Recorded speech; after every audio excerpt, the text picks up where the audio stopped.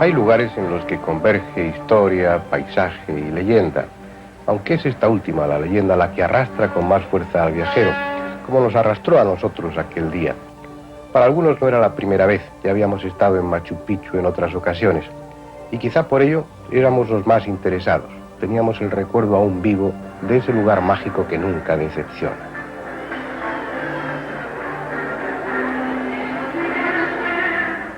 En Cuzco, ante la estación de San Pedro, los puestos del mercado estaban en su mayoría cubiertos a causa de la lluvia, y al aire le faltaban esos 1000 aromas diferentes de otras veces.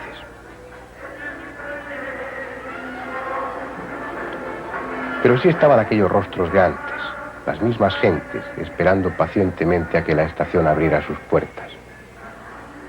Cada uno con su historia, con su equipaje de experiencias, ocuparía un lugar en aquel tren de vía estrecha que, como cualquier otro día, iba a emprender su camino, valle abajo, hasta terminar el recorrido en la lejana Quillabamba, donde la selva cierra ya sus puertas al paso de las vías.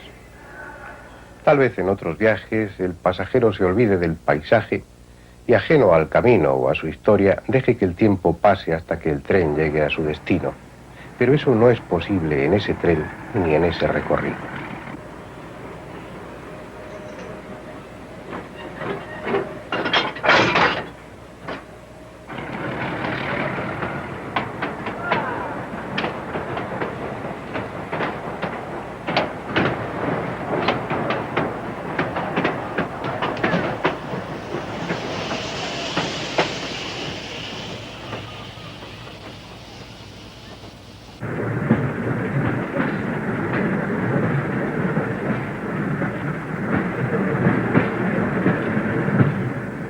Después de subir en zigzag, trepando literalmente por la ladera para dejar Cuzco más y más abajo en cada cambio de sentido, el tren comienza su descenso por un ancho valle que en tiempos del Inca fue valle sagrado.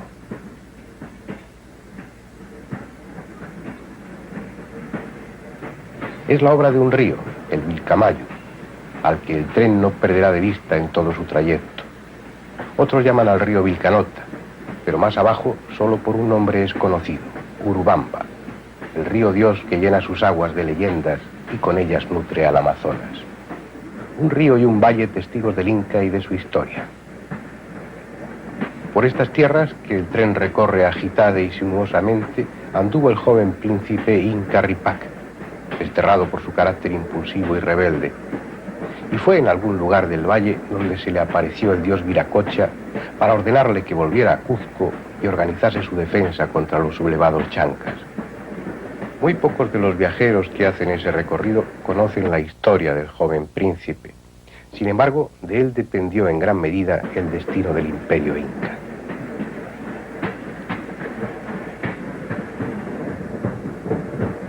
Y fue en este escenario, en la Pampa de Anta, donde los hechos cambiaron posiblemente el curso de la historia. Es el mismo paisaje que un día vibró con el bronco sonido de los tambores y el fragor de la batalla. De una parte, los fieros chancas, con sus rostros pintados de rojo y negro para amedrentar al enemigo. De la otra, los soldados del Inca, con la esperanza puesta en su joven e inexperto caudillo.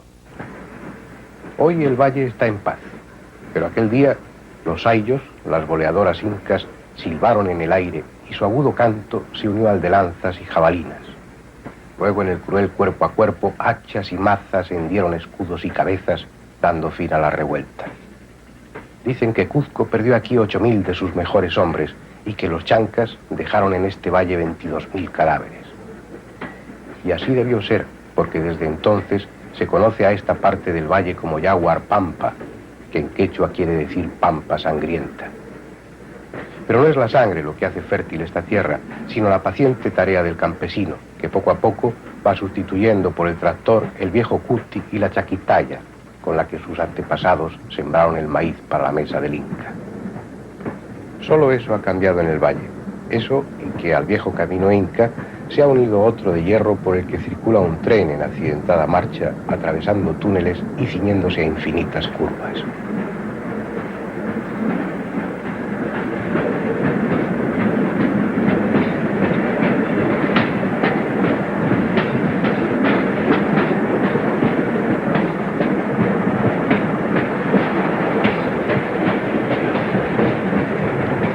casi al final de su recorrido, una estación, Puente Ruinas, donde otros trenes funcionales y pulidos vacían cada día su carga de turistas.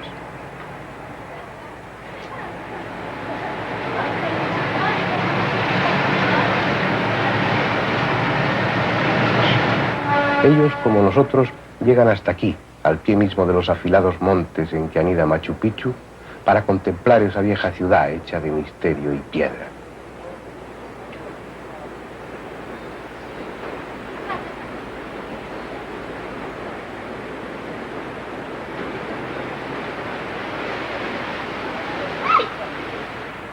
Luego los pequeños autobuses, traídos también en su día por el tren, irán remontando el serpenteante camino de Hiram Bingham, ascendiendo por un paisaje abrupto y grandioso como pocos, dejando allá abajo el tortuoso Urubamba. Arriba, en la montaña, ya junto a las ruinas, la tarde se iba cargando de nubes apretadas y oscuras, anticipando la noche, ese reino de sombras que en Machu Picchu es aún más ominoso y empequeñece al hombre, haciéndole sentirse intruso en un entorno que no le pertenece, hecho a la medida de los dioses, no de insignificantes humanos. Algunos llegan por el camino del Inca que recorre las cumbres. Los hay que incluso vienen por el río en barcas neumáticas, pero la mayoría recurren al tren de turistas, que llega a la estación de Puente Ruinas a media mañana. En pocas horas recorren las ruinas, y por la tarde toman de nuevo el tren que les conducirá a Cuzco. Y está bien, si no hay otro remedio, pero aquel que pueda ha de pasar allí la noche, para contemplar al día siguiente un espectáculo que solo ese lugar ofrece, un espectáculo siempre distinto y fascinante, el despertar de Machu Picchu. Como náufragos del tiempo, en un paisaje concebido para el cóndor, ellos, los incas, recibieron cada amanecer la luz del Inti, el viejo Padre Sol, surgida tras las gigantescas montañas, más allá del Putucusi. La luz que ilumina las cumbres, que enciende el verde de la selva y hace aún más profundos los abismos. Hoy Machu Picchu no es lo que antes fue, y la luz del día que comienza quizás no sea bienvenida. La ciudad que en la noche soñaba su espléndido pasado despierta lentamente, tomando conciencia de sus desnudas piedras, odiando tal vez al sol que antes tanto amara, porque ahora es él quien descubre su miseria de ciudad muerta. Una ciudad rescatada del olvido el 25 de julio de 1911. Ese día, el norteamericano Hiram Bingham dio con ella. Se ha dicho que hasta ese momento nadie supo de su existencia, y es falso. También se dice que ni los conquistadores ni los conquistados sabían de esa ciudad. También es falso. Los colonos de principios de siglo la conocían, y uno de ellos, Melchor Arteaga, fue el que condujo a Bingham, pero es probable además que el norteamericano supiese lo que andaba buscando, porque, como en las novelas de aventuras, existía un manuscrito, exactamente la mitad de un documento. Estaba escrito por un cronista no demasiado conocido, Diego Rodríguez de Figueroa, y fechado en 1561. En ese manuscrito se hacía referencia a la ciudad de Picchu, y se incluían instrucciones para llegar a ella. También hay evidencias de que Picchu fue propiedad del Inca Pachacútec. Pero ¿por qué el resto de los cronistas e historiadores ignoraron que aquí, en lo alto del Machu Picchu, el Cerro Viejo, existía una ciudad? Tuvieron que pasar 350 años para que el secreto celosamente guardado fuera desvelado. ¿Acaso estas ruinas son algo especial? Ni siquiera sabemos qué son. Unos las consideran fortaleza, reducto militar por su situación inexpugnable, pero lo cierto es que nada defiende. Otros hablan de ella como refugio secreto, una ciudad reservada que solo sus habitantes y el Inca conocían. Los más le dan categoría de santuario. Y hay un hecho que parece apoyar esa última hipótesis. Cuando Bingham realizó excavaciones en los cementerios de las ruinas, encontró los restos de 173 personas. De ellos, 150 correspondían a mujeres y los otros 23 a hombres no fornidos y a niños. Mala guarnición para una fortaleza. Tal abundancia de esqueletos femeninos más bien hace pensar en un santuario cuidado por vírgenes como el Ayahuasí de Cuzco. Sin embargo, Machu Picchu fue mucho más que estas ruinas.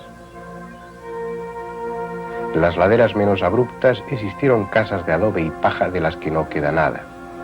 Además, en todos los cerros de alrededor existen restos de edificios y templos, lo que permite afirmar que la ciudad se extendió por un área mucho más amplia de la que hoy visitan los turistas en Cerro Viejo, y que no es otra cosa que la parte noble, la zona reservada a templos, palacios y almacenes, donde sacerdotes, vírgenes y gobernantes tenían su residencia.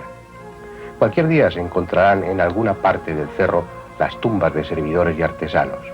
Aún falta mucho por excavar, aún quedan muchos descubrimientos por hacer, y es posible que algunos de ellos sean tan sorprendentes como los que realizó el propio Hiram Bingham en sus primeras excavaciones. Como el de una mujer que padeció sífilis y tuvo el extraño capricho de ser enterrada con su perro, o el de un collar de cristal verde fundido que se encontró al cuello de un hombre enterrado en una cueva. Esa era una técnica que desconocían los incas, como desconocían el hierro, que requiere temperaturas muy elevadas de fusión, y sin embargo Bingham encontró en una tumba una delgada lámina de hierro oxidado de 3 centímetros de largo por 1 de ancho. ¿Quién dejó entre los incas un collar de cuentas de cristal verde fundido y una lámina de hierro? Tal vez los conquistadores. No es lógico. Ellos solían llevarse, no dejaban nada en las tumbas. Es uno de esos enigmas con los que a veces se encuentran los arqueólogos y que posiblemente en el caso de Machu Picchu no sea el último. En los días en que estuvimos realizando este documental, tuvimos la oportunidad de ser los primeros en filmar la entrada de un pasaje subterráneo hasta ese momento desconocido.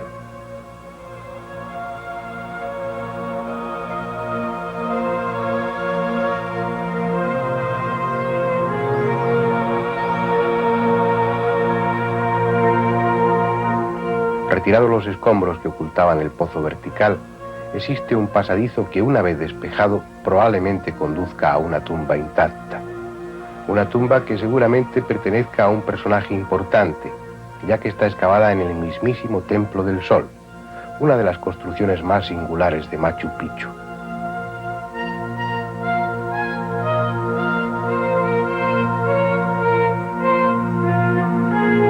No está claro si fue templo, observatorio o ambas cosas.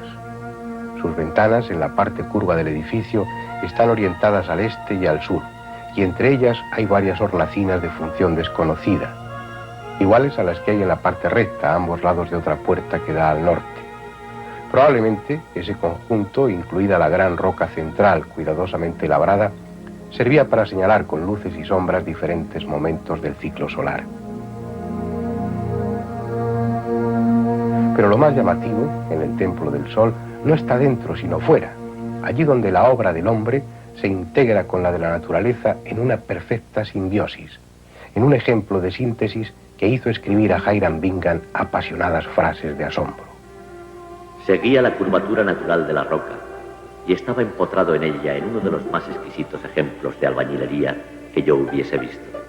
Era claramente labor de un maestro de su arte, la belleza de las líneas, el arreglo simétrico de los bloques y la gradación de la magnitud de las hileras se combinaban para ofrecer un efecto maravilloso, más suave y grato que aquel de los templos de mármol del viejo mundo.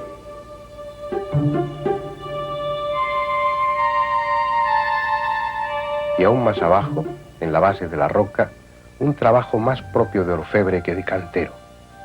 La llaman tumba real porque Bingham halló en ella un personaje enterrado.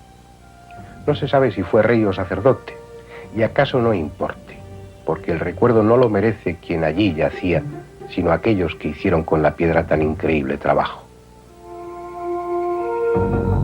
Dice la leyenda que las piedras eran traídas desde allá abajo, desde el otro lado del Urubamba, y transportadas con enorme esfuerzo hasta la cima. Y dice también la leyenda que, irritados los dioses por las blasfemias con que los obreros protestaban de su suerte, los transformaron en piedras, acarreándolos como ganado hasta ocupar el lugar en los edificios.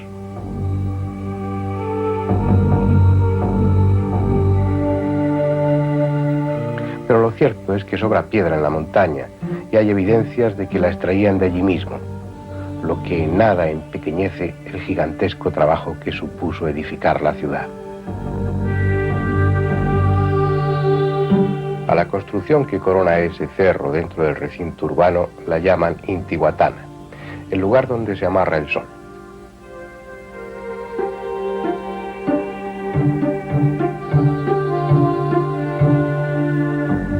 Es el símbolo en piedra de ese lazo que unió al Inca con el Inti, el dispensador de luz y de vida, ese astro convertido en Dios.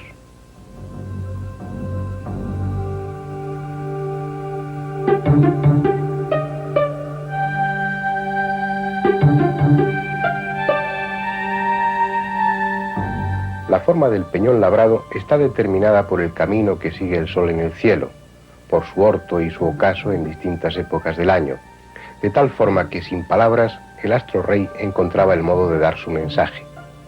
Solo el sacerdote, el Tarpuntai, conocía ese lenguaje de luz y sombra. Solo él era el intérprete de la voluntad divina. Y desde aquí la proclamaba a las gentes de Machu Picchu.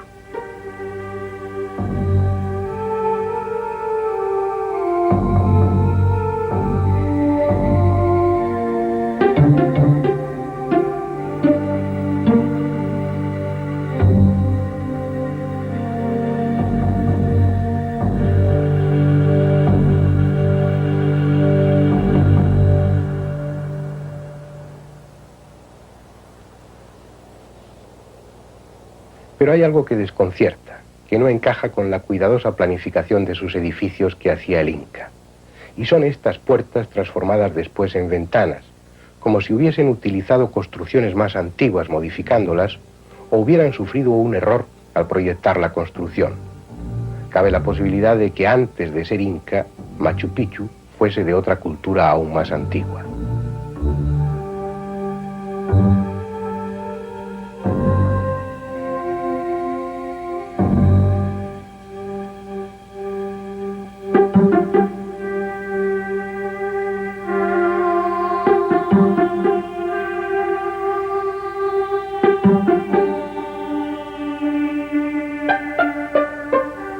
Cuando Manco Cápac II se refugió en esta ciudad, dijo que venía al lugar que fundaron sus antepasados.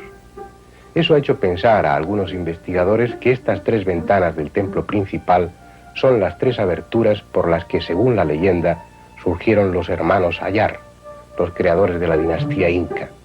Pero aunque así fuese, ello nada nos dice sobre la antigüedad de la ciudad, porque nadie sabe en qué época aparecieron los incas ni de dónde procedían. En cualquier caso, hace mucho tiempo que estas viejas piedras fueron puestas aquí. Tanto que los muros se han abierto, no por los terremotos como se pensaba, sino por el propio peso de las piedras, que con el paso de los siglos se han ido hundiendo, como si estuvieran edificadas sobre el blando barro en lugar de sobre tierra firme. Pero lo que la arqueología convencional dice sobre Machu Picchu es poco y no muy extraordinario, empeñada como está en atribuir a las viejas culturas del Perú una antigüedad no demasiado grande, unos conocimientos técnicos escasos y un nivel espiritual bastante primitivo. Afortunadamente, los arqueólogos jóvenes están modificando esos conceptos. Por falta de información de los historiadores, anteriormente ellos empezaron a especular mucho sobre Machu Picchu, pero el año pasado, con los trabajos que empezamos a realizar y con algunos aportes de documentos nuevos, Machu Picchu básicamente ha sido una propiedad privada del Inca Pachacútec. ¿Y con qué finalidad? ¿Para qué objetivo tenía el construir esa ciudad en ese lugar tan inaccesible, tan apartado? ¿Cuál era la intención que tenía Pachacútec al elegir ese lugar, ese sitio? Bueno, Pachacútec, como el Inca revolucionario, el que empezó a transformar todo desde las raíces, toda la organización social, política Inca, él tuvo un objetivo muy básico, yo creo, el de empezar con una ciudadela tan parecida en su distribución con Cusco, pero complementada con el sector religioso, pero el religioso no al nivel que se conocía ya en la época inca, sino un religioso ya podríamos decir un poco más avanzado hacia una forma mística. Esa es una idea que tenemos desde fuera. Cuando contemplamos una cultura como la cultura inca, lo religioso lo vinculamos a lo ceremonial, al culto a los dioses, pero probablemente estemos equivocados. Probablemente el concepto religioso del Inca, como el de otras culturas antiguas, implicaba la evolución, la búsqueda, la maduración, la elevación espiritual. Todo eso está presente en Machu Picchu de alguna manera. Sí, primeramente en la parte ceremonial tradicional que se conoce en Machu Picchu es el Intihuatana, ¿no? Donde se realizaban los cultos al dios Sol, al Inti. Pero en la parte posterior ya al Machu Picchu, hablando de la parte superior del Huayna Picchu, empezamos nosotros el año pasado a encontrar muchas nuevas evidencias, muchos nuevos elementos que son únicos en la zona y se podría decir únicos en todo el Tahuantinsuyo, ya que hemos empezado a encontrar desde cavernas el patrón arquitectónico de adosamiento de una arquitectura muy fina dentro de las cavernas, un tipo de construcción ya muy diferente. La tradicional arquitectura inca tiene la forma cuadrada, los frontisplanos, pero aquí encontramos ya un juego de volumetría, un juego de ventanas, encontramos unos recintos muy particulares que son observatorios, que creo es el único que existe en todo el imperio del Tahuantinsuyo, en su territorio, unos observatorios que tienen relación con los apus, con los yananti, y dentro de la ideología inca, los yanantis era la dualidad de la oposición como de lo complementario. Los yanantis te refieres a esa gran montaña que tiene dos cumbres que, sí, que son casi gemelas, ¿no? Sí, y esto está en la parte noreste de Machu Picchu, que se observa desde Machu Picchu, pero en la parte posterior del Huayna Picchu encontramos un recinto que está asociado a estos apus yanantis. Pero todo eso, ¿qué os hace pensar? La conclusión sería que ese tipo de estructuras, de construcciones, más que una finalidad de culto, tiene una finalidad de iniciación, de meditación, de algo de ese tipo. Sí, el año pasado estábamos analizando la función que podía cumplir la Gran Caverna. La denominamos la Gran Caverna porque es una inmensa caverna con una arquitectura tan fina que solo se podría comparar con el Coricancha del Cusco. Y en la parte posterior a este lugar encontramos una gran silla, a especie de tiana, pero que cuando una persona se sentaba en este lugar era incómodo. Entonces, una persona que nos acompañaba, un yoga, hizo la posición de meditación en la posición de loto y coincidía perfectamente. Entonces, deduciendo, podíamos pensar que esta zona estaba muy ligada a la meditación para llegar a un contacto con los ancestros, con los antepasados. Es un lenguaje diferente. Moisés Aragón Castro ya concibe el pasado de una forma distinta. Entiende que los sacerdotes poseían un conocimiento y que es la simbología, el idioma necesario para entender el mensaje que esas culturas nos dejaron.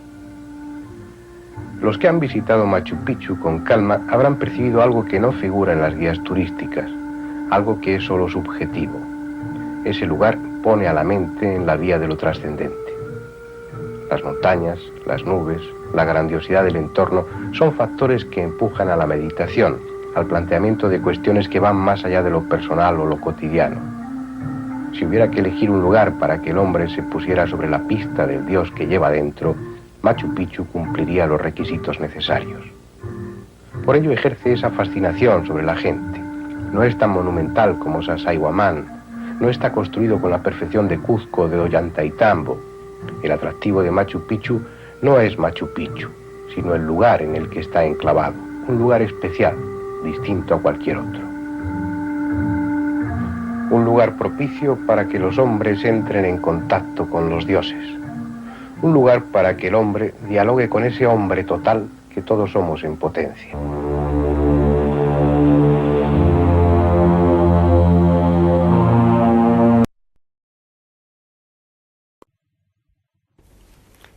En los años transcurridos desde que rodamos el documental que verán a continuación, La isla de los Moai, y el siguiente, El país de Aku Aku, la isla de Pascua no ha desvelado ni uno solo de sus misterios.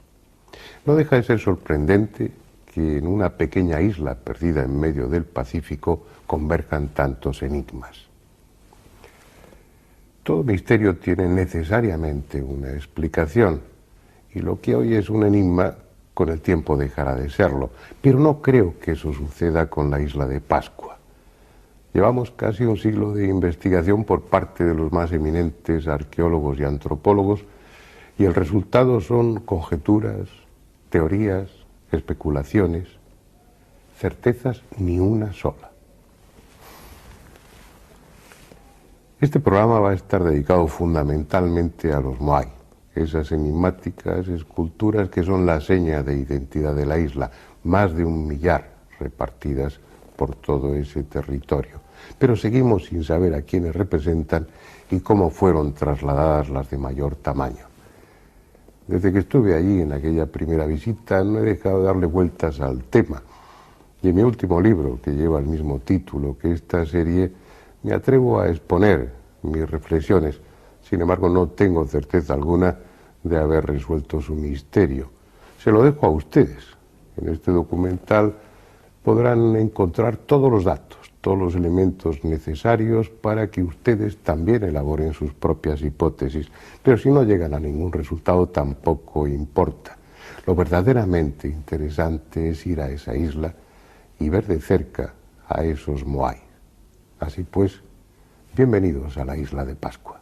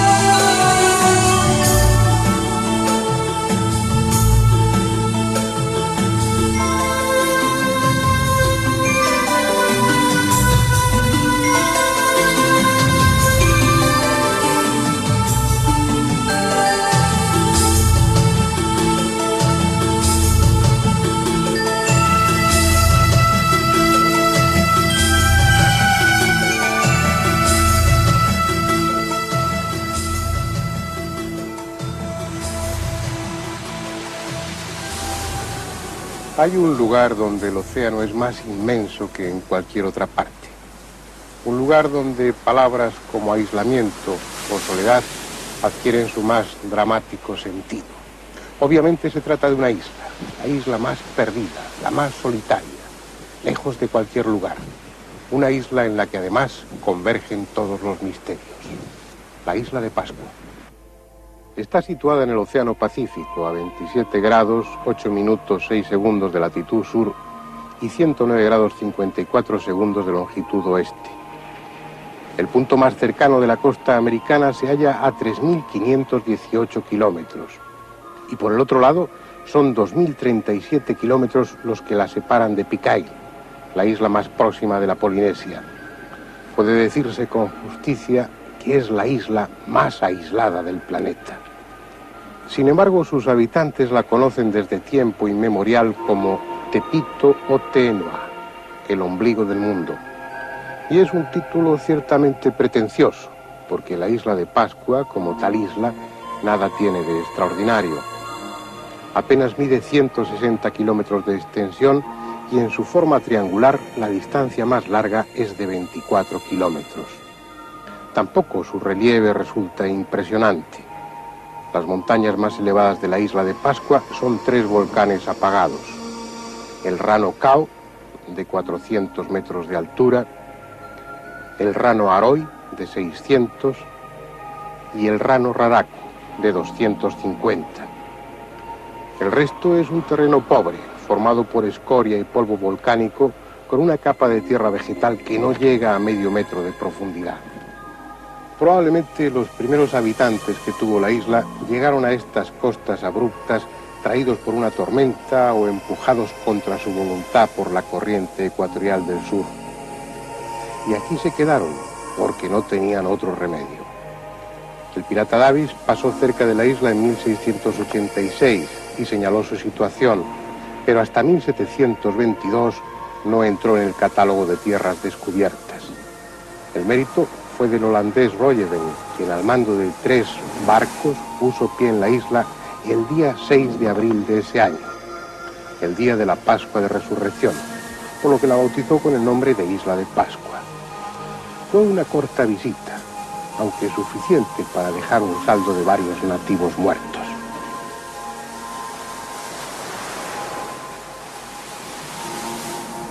Después de ese desafortunado descubrimiento, los pascuenses no volvieron a tener el privilegio de estrechar lazos con los europeos hasta 48 años después.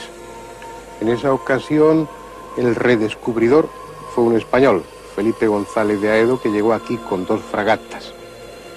Se levantaron planos de la isla, se estableció contacto, esta vez amistoso, con los nativos y se reunió una amplia documentación sobre el terreno, los monumentos y las viviendas. Y también quedó constancia de un hecho que frecuentemente se olvida, a pesar de que fue escrito por marineros y por oficiales. De no ir desnudos y pintarrajeados, los pascuenses podrían haber sido tomados por europeos. ¿Por qué dijeron eso? Tal vez esperaban encontrar indígenas similares a los americanos y les llamó la atención que fueran de una raza distinta. Pero aún así, es evidente que si los nativos de entonces eran similares a los pascuenses de ahora, en nada se parecían a los europeos. Claro está que estos habitantes de la Pascua actual no tienen mucho que ver con los de entonces, entre otras razones porque los de entonces desaparecieron casi por completo. Cuando la isla fue descubierta tenía una población de 4 o 5 mil habitantes, pero a partir de 1805 los piratas implantaron la siniestra moda de capturar pascuenses para venderlos a las guaneras de Perú como esclavos. Finalmente se impusieron razones humanitarias y los esclavos que habían sobrevivido fueron devueltos a la isla de Pascua, pero al volver a sus casas traían como equipaje la viruela y la lepra, con tan funestas consecuencias que aquellos 4 o 5 mil habitantes de finales del siglo XVIII quedaron reducidos en el año 1862 a solo 111 personas. En estos 130 años transcurridos desde entonces, los pascuenses han tenido tiempo y oportunidad para multiplicarse de nuevo, incrementando además su población con la llegada de algunos inmigrantes polinésicos y americanos. Algo más de 2.000 habitantes que en su mayoría viven en la pequeña capital, Angarroa, donde también se alojan los turistas que llegan a la isla.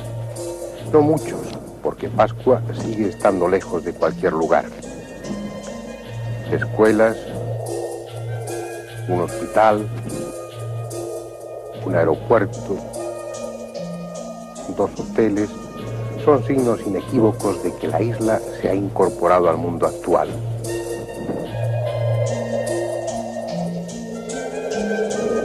Pero hay otros habitantes en Pascua que permanecen indiferentes a cualquier cambio desde hace mucho tiempo.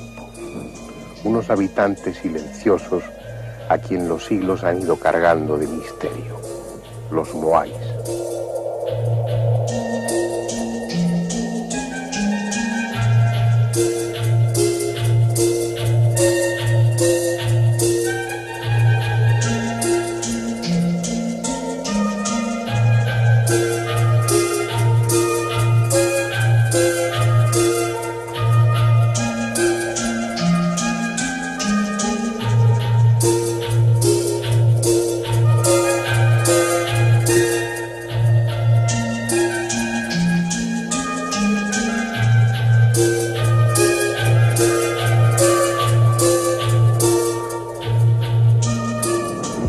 Sí, estos son los otros habitantes de la isla.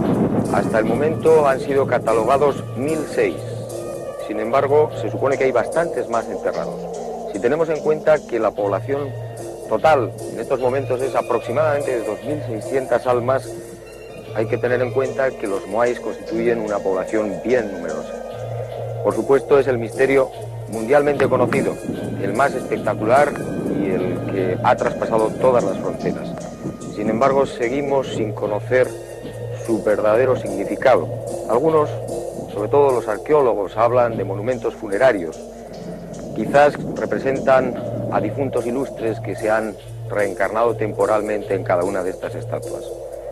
Otros opinan de que son demasiados moais y muy iguales, básicamente para constituir esa representación de difuntos ilustres. Otros hallazgos escultóricos en la isla permiten asegurar que la apariencia de los moais es intencionada. No obedece a desconocimiento anatómico, sino que sus escultores representaron aquello que querían representar. Es decir, un ser o unos seres de cabeza deforme, de larga nariz, largas orejas, delgados labios y mandíbula poderosa. Después, un cuello apenas insinuado. Inmediatamente el cuerpo, rechoncho y con un abultado vientre, al que parecen sostener o sujetar dos manos de larguísimos dedos. Nada más. Estas estatuas insólitas carecen de piernas. Están hechas para descansar sobre un pedestal como un monumento. Pero, ¿un monumento a quién? Nadie hay con esta apariencia física. Parece como si el primer escultor hubiera querido idealizar a un personaje concreto. Después, con el paso de los siglos, otros escultores simplemente se han limitado a imitarle. Otra posibilidad, naturalmente, podría ser la de la concepción de un concepto abstracto, plasmado vagamente en una figura casi humana. Quizás un dios, quizás un espíritu.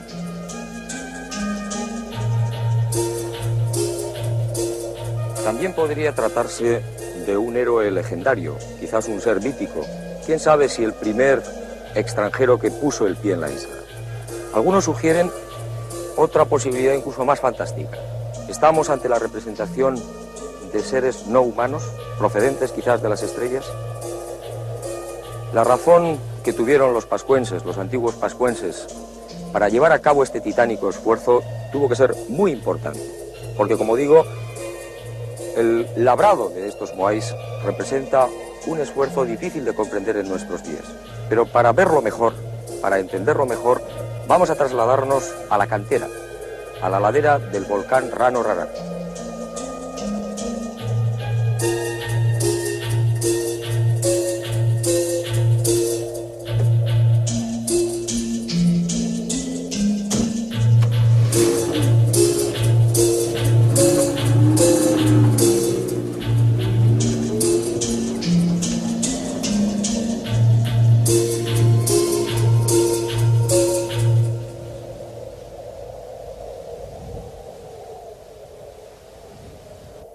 Es uno de los 3 volcanes principales de la isla.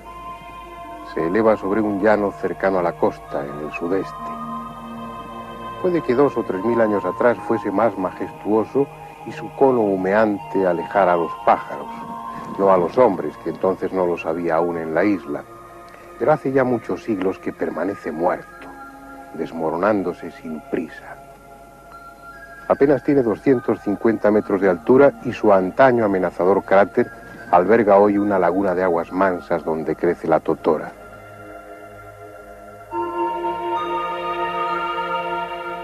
Pero nada de ello disminuye la importancia del Rano Raraku, porque la locura de los hombres ha hecho de él el más fantástico volcán del mundo, el más prodigioso monumento que imaginarse pueda.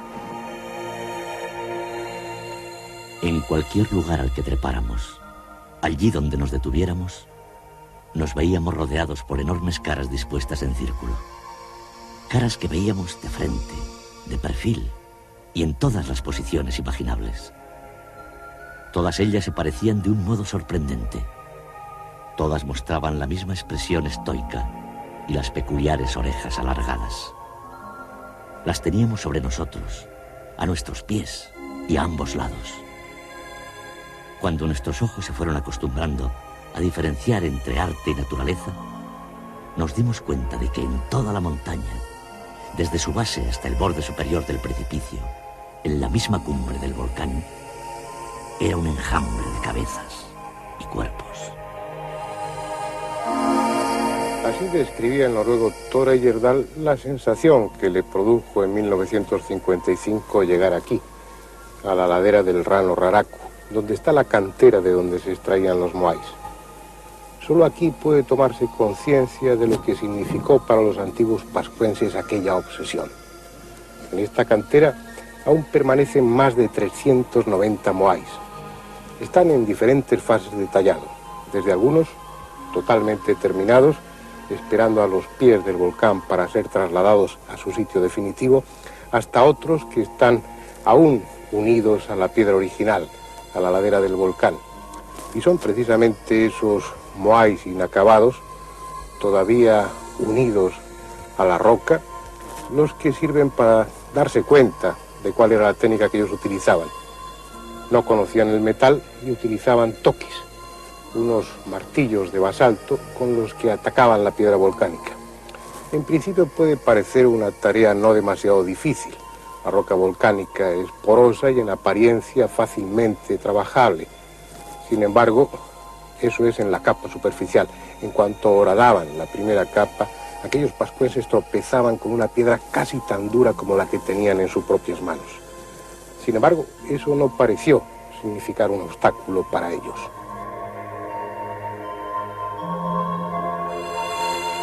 Semana a semana, mes a mes, iban perforando la ladera del volcán, abriendo un pasillo en torno a lo que sería el moai. Colocados en ese pasillo, iban labrando la estatua hasta terminarla casi por completo. Solamente la espalda quedaba inacabada porque estaba unida al resto de la roca por una especie de quilla. Llegado el momento, esa quilla era rota y el moai trasladado hasta abajo, hasta el pie de la ladera. Allí, puesto en pie, la espalda era terminada, labrada, perfectamente pulida, y el moai quedaba dispuesto para ser trasladado a otra parte de la isla. Pero estoy hablando de traer, llevar, trasladar, como si eso careciera de importancia. Y el traslado de los moais es uno de los misterios más inquietantes de la isla de Pascua. Muchos de estos moais, la mayoría, pesan 20, 30, 40 toneladas. Y a veces se llevaban hasta una distancia de 15, 16 kilómetros a puntos muy lejanos de la isla. Sin embargo, el peso parecía no importarles demasiado. Este moai inacabado mide 22 metros. Una vez puesto en pie, su altura sería equivalente a la de un edificio de 7 plantas. Y este moai iba a ser trasladado, como los demás, a varios kilómetros de distancia. ¿Pero cómo? La respuesta arqueológica es inmediata, a base de rodillos, cuerdas y centenares de hombres arrastrando. Es cierto que hace siglos esta isla tuvo árboles, pero tantos y tan corpulentos como era necesario. El suelo fértil de la isla alcanza unos 50 centímetros de profundidad en el mejor de los casos. No lo habría permitido. Además, ¿cuántos de esos árboles habrían sido necesarios? Porque además de los 390 moais que hay en el Rano Raraku, hay otros 600 y pico repartidos por el resto de la isla. Más de 1000 moais. Puede que, como he leído en algún sitio, en lugar de rodillos se utilizara un lecho de batata cocida. Absurdo. Además, ¿cuánta gente sería necesaria? 500 hombres, 1000 hombres. ¿Por cuánto habría que multiplicar ese número al llegar al primer desnivel? Además, hay una razón que parece lógica. ¿Por qué hacer un moai de este tamaño cuando uno 8 veces más pequeño habría servido para la misma función? Iban solos. Eso es lo que decían los viejos pascuenses.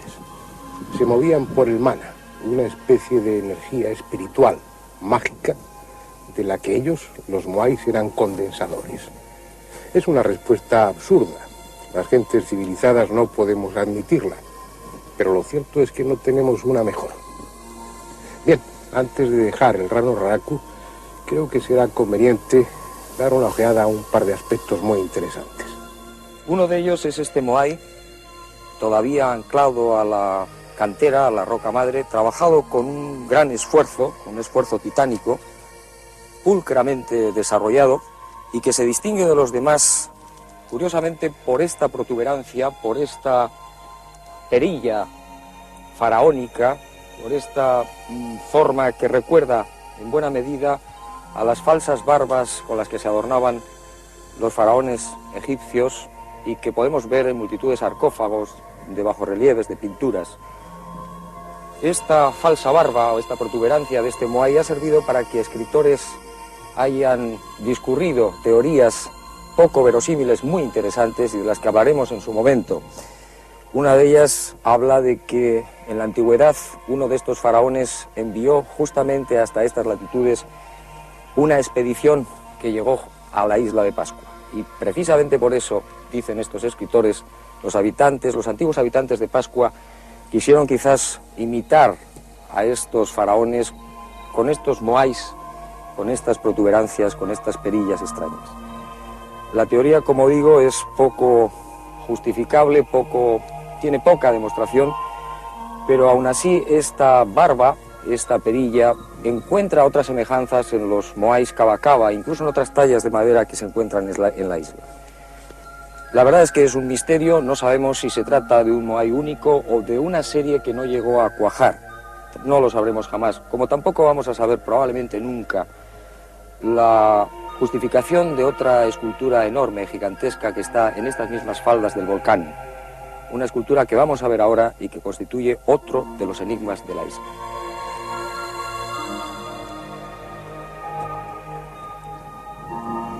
Fue descubierta por Thor Heyerdahl. La expedición se llevó una gran sorpresa. Se trata, al parecer, de un moai tuturi, es decir, una escultura arrodillada. Se llevó una gran sorpresa porque nadie sabe exactamente a qué o a quién representa. Algunos expertos y bastantes arqueólogos opinan que pudiera tratarse de una divinidad de segundo orden. El hecho de que haya otras esculturas más pequeñas en esta misma posición les hace pensar ello. Pero realmente un moai puede representar a una divinidad, ni siquiera de eso estamos seguros. Supongo que analizados uno a uno, minuciosamente, cada moai tiene su misterio, sus particularidades. Hay uno en especial en esta ladera que, como el resto de las esculturas y de los moais, permanecía enterrado prácticamente hasta el cuello, hasta que llegó la expedición de Thor Heyerdahl. Estos hombres tuvieron la ocurrencia de desenterrarlo y se encontraron con una sorpresa. En el pecho de este moai aparece un extraño dibujo, un grabado, un velero de 3 palos. Realmente la sorpresa fue enorme porque este moai, como digo, llevaba muchos siglos con la tierra cubriéndole prácticamente, como digo, hasta el cuello. ¿Quién había grabado este velero? ¿Qué significaba? ¿Representaba una de las embarcaciones pascuenses de Totora, es decir, de juncos? ¿O era quizás el recuerdo de la primera y dramática visita del hombre blanco en el siglo XVIII a la isla de Pascua? No lo sabemos, realmente se trata de un pequeño misterio, casi una anécdota como otras muchas dentro de los grandes enigmas de la isla. Por ejemplo, el gran enigma de los ojos. Todos los moais de esta cantera, tanto los que se encuentran tallados como los que están a medio tallar, presentan una característica común. Los ojos están vacíos, las cuencas oculares no tienen ojos. Esta es una de las características de todos los moais y tiene probablemente una justificación. Aquí hay una fábrica, aquí se diseñan, se dibujan, se extraen, se pulen los moais, y solamente cuando los sacerdotes, probablemente de aquella época, los iluminados de entonces, elegían los puntos claves de la isla, entonces se tallaban los ojos y se colocaban sobre las estatuas. En ese momento era el nacimiento, el resurgir, el aparecer a la vida de los auténticos moais. Era como si aquellos pascuenses supieran que con los ojos estas esculturas recibían la fuerza, el maná, esa especie de energía que condensaban y que les daba una omnipotencia casi absoluta. Por ello hay que visitar estos moais justamente en los puntos donde han sido colocados finalmente y donde en definitiva se une el destino de la isla con el destino de cada una de estas esculturas. Es aquí donde el moai cobra sentido, integrado en el conjunto Ahu-Moai. Ahu es esta plataforma de piedra. Sobre ella se colocaba una piedra circular, el Papaebe, la piedra de sostenimiento, y encima el moai. Pero además, este conjunto tenía unas funciones funerarias. Ya fuera en el Ahu o en la Tagua, esta plataforma inclinada aquí delante del Ahu, generalmente cubierta por piedras oscuras o por cantos rodados, sobre uno de esos dos lugares se colocaban los cadáveres de los jefes o de la gente importante para sufrir la descarnación.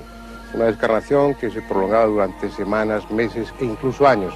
Una vez que esos huesos estaban totalmente descarnados, se integraban en el conjunto, se introducían en unos huecos, en los abangas, para que de esa manera el espíritu del muerto se integrara con el Moai, pasara a fundirse con él, se acumulara esa energía espiritual del muerto con la energía del Moai.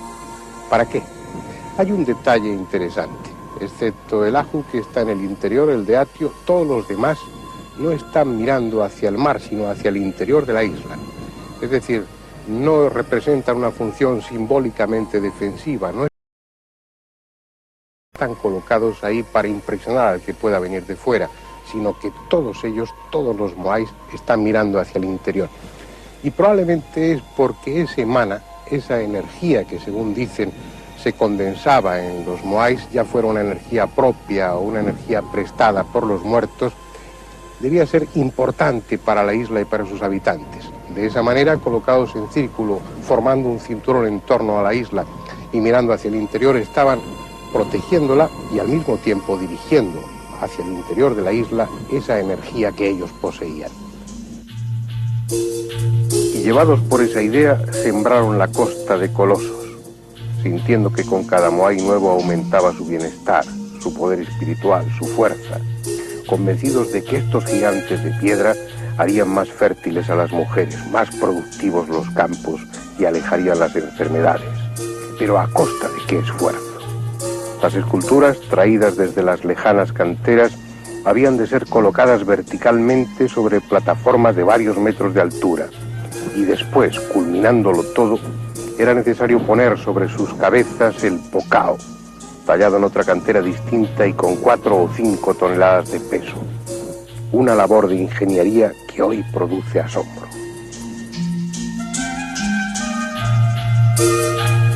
Este es el Aju Anaquena, seguramente uno de los mejor conservados de la isla. 4 de los Moais presentan unos singulares tocados en una escoria roja procedente de una cantera distinta a la del resto de las esculturas.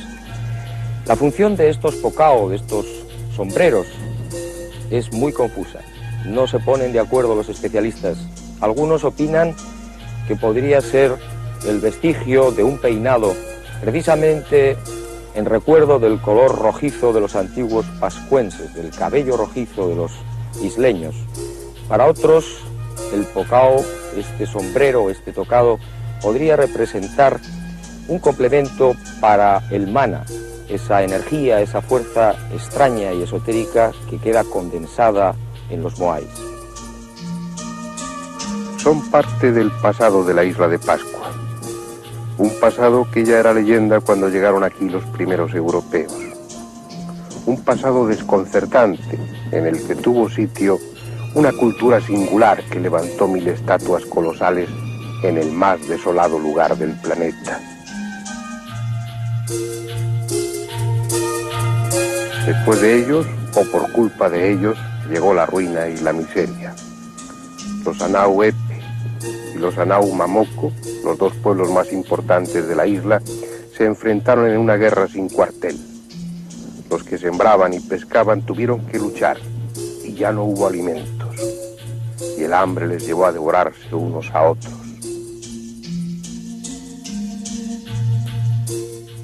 Así, la isla de los Moais se convirtió en isla de caníbales. Los que sobrevivieron maldijeron el pasado y derribaron las estatuas, que eran el símbolo de todo aquello que trajo su desgracia. Pero al hacerlo, ya no hubo más mana. No volvió la prosperidad, no volvió la abundancia, porque la isla se había quedado sin alma. Aquello que fue Pascua no lo es, ni volverá a serlo.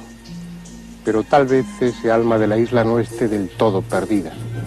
Tal vez ese mana esté buscando otra forma de manifestarse, o esté resurgiendo a medida que los Moais son puestos de nuevo en pie. Para saberlo habrá que preguntarle al dios Makemake, ir a la ciudad sagrada de Orongo visitar las cuevas de los antiguos o caminar entre los aus por la noche. Pero eso será otro día. Hoy ya no queda tiempo.